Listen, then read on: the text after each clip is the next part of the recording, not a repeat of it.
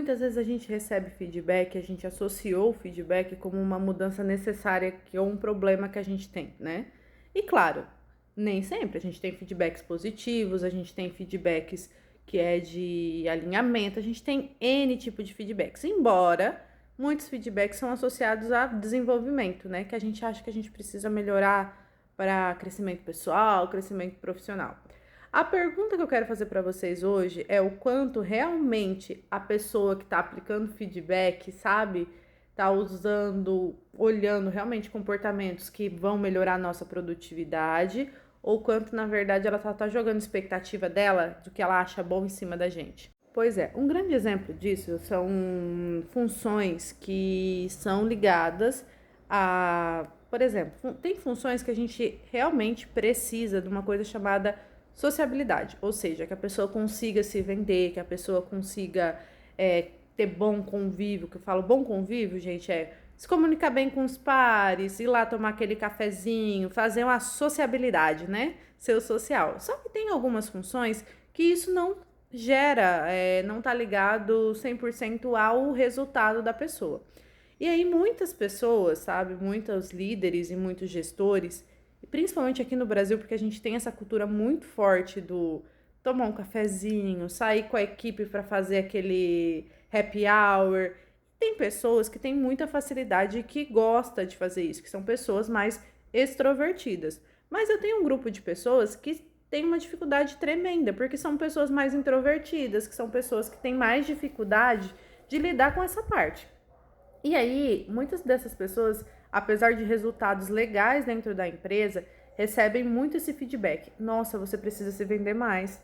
Nossa, você precisa melhorar a sua relação com os colegas. E aí essa pessoa sai e fala assim, mas gente, eu sou educada, eu dou bom dia, eu dou boa tarde. Só que aí, essa pessoa, ela tem uma dificuldade de, na troca, essa pessoa tem uma dificuldade de ficar, de conversa, small talk dentro da empresa, entende? De ir lá, de como ter a comunicação, a conversa com outros setores. Só que aí é o ponto que a gente precisa começar a ver, tanto como profissional e quanto gestores, tá?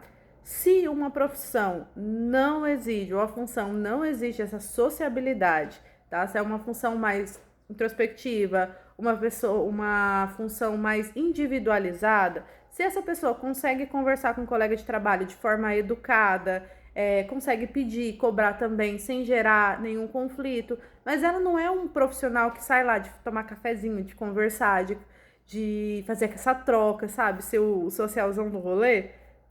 Se essa pessoa consegue fazer o básico de pedir, de informar as coisas, de questionar quando precisa de forma educada, por que que a gente precisa cobrar a sociabilidade de uma pessoa e de um cargo que não exige isso, gente? E aí, a gente precisa começar a parar de olhar uma receita de bolo para todas as pessoas e começar a olhar realmente o que uma função pede, entende? No sentido assim, se é uma função que não exige tanto essa troca, que não é...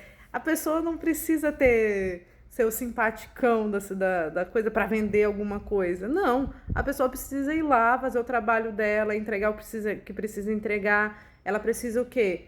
Vai lá fazer às vezes ter uma troca com X e Y, com perguntar alguma coisa, questionar alguma coisa, responder alguma coisa, passar relatório.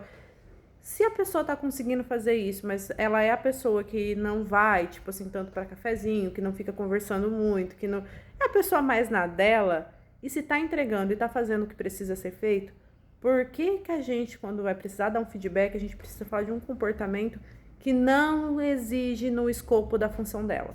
E aí, até o que eu é interessante a gente começar a pensar também o quantas vezes a gente está recebendo feedbacks de líderes, de gestores também, que estão exigindo coisas e exigindo comportamentos nossos, né? Que não estão no escopo do nosso trabalho, que não vão influenciar na produtividade do nosso trabalho.